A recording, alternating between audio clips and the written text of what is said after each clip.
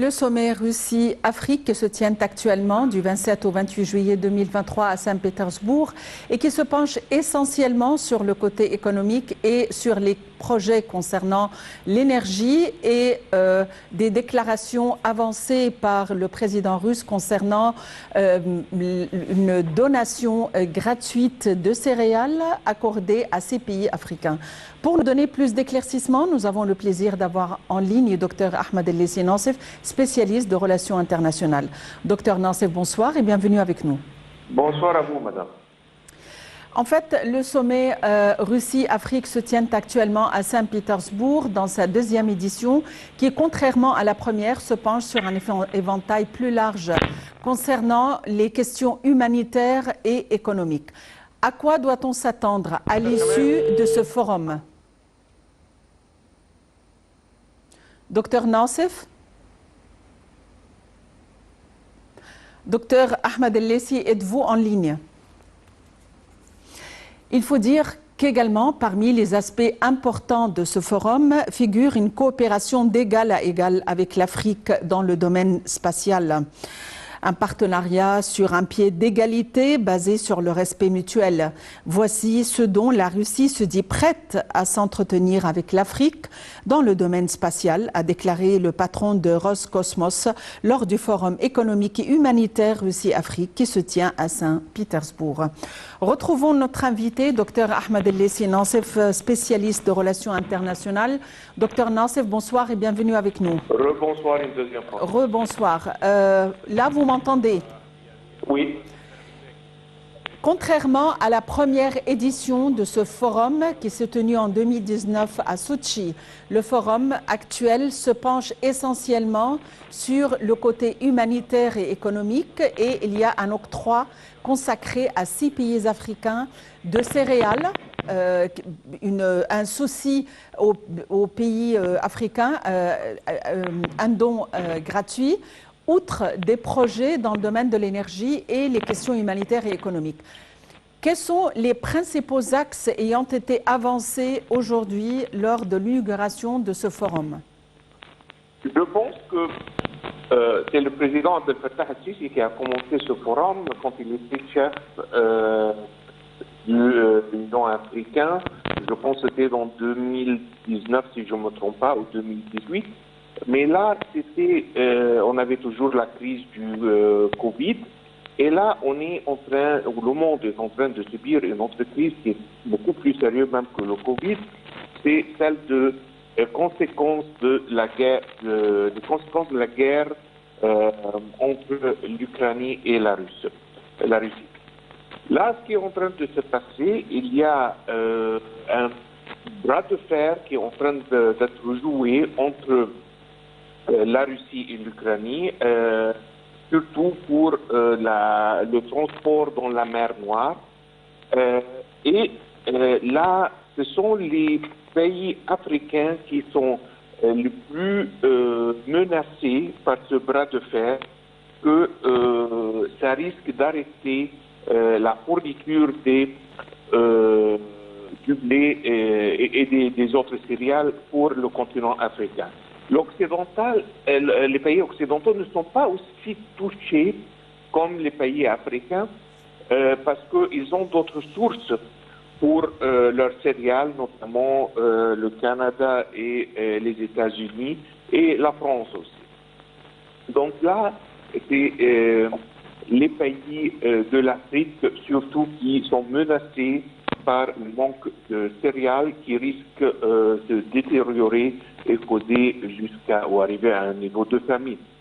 Donc là, le président russe était en train de donner des assurances et des confirmations au président du groupe de présidents africains qui sont dans cette réunion qu'il va sécuriser leurs besoins de céréales et qu'ils ne doivent pas être touchés par le bras de fer qui est en train de prendre place entre la Russie et l'Ukraine. Et ça, c'est un soulagement énorme pour tous ces pays qui étaient dans un vrai risque parce que pour eux, l'Ukraine et la Russie sont les sources principales de leurs céréales. Donc, il était en un vrai risque. Mais aujourd'hui, ça a été, ces soucis ont été soulagés, si vous voulez, par la position du président russe que la Russie va assurer la continuation de fournir ces pays avec leurs céréales. Nous avons beaucoup d'investissements avec la Russie et un Là, échange. je vous entends avec difficulté. J'aimerais jeter la lumière sur nos échanges avec la Russie. Quels sont les domaines de coopération reliant l'Égypte à la Russie?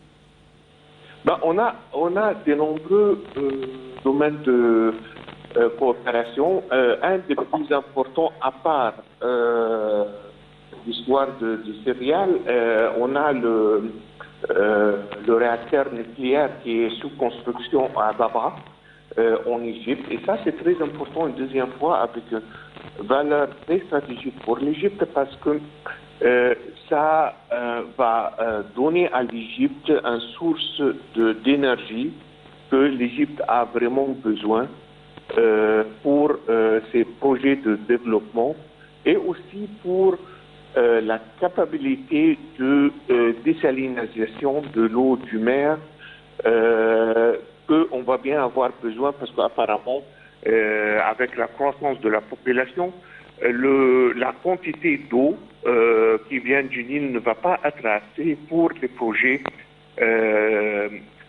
que le président Sisi est en train de mettre en démarche, et notamment le projet qui est très très très important pour l'Égypte, c'est celui de Nouveau Delta, là où on désire élargir la surface agriculture de l'Égypte par 6,5 millions de hectares au Fata.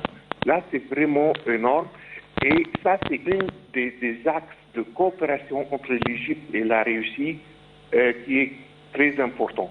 Aussi, on a la zone logistique de sud-ouest du canal, qui est une zone énormément importante pour ajouter de la valeur économique qui est liée aux activités du canal du Suez. Donc là, ce sont vraiment les trois grands axes, à part d'autres projets et tout l'éducation et tout. Mais ça sont les trois grands axes de coopération, et notamment aussi on a l'histoire des armes russes. Donc il y a énormément de coopération avec la Russie. Ce qui est très bien à noter, que l'Égypte, avec la sagesse du président Sisi, on est en train de faire tout ça en même temps qu'on a gardé des très bonnes relations avec les États-Unis. Dans le passé, on a dû choisir l'un ou l'autre, mais avec la sagesse et la bonne diplomatie réussie du président Sisi, maintenant on est arrivé à un équilibre où on peut garder des bonnes relations avec les deux côtés. Et ça, c'est pas facile, et il n'y a pas beaucoup de pays dans le monde qui sont capables de faire quelque chose pareil.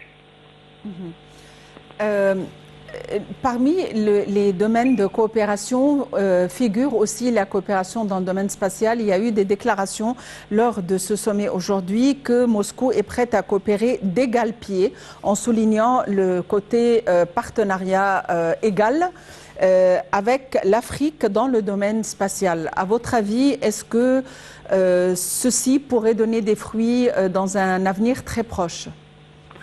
L'égalité, ça reste une question à bien définir, si vous voulez, un peu dans le monde. Mais je pense que là, ce qui a été dit, ou ce qui était sous-entendu, si vous voulez, que l'Afrique ne doit pas souffrir à cause du guerre entre la Russie et l'Ukraine.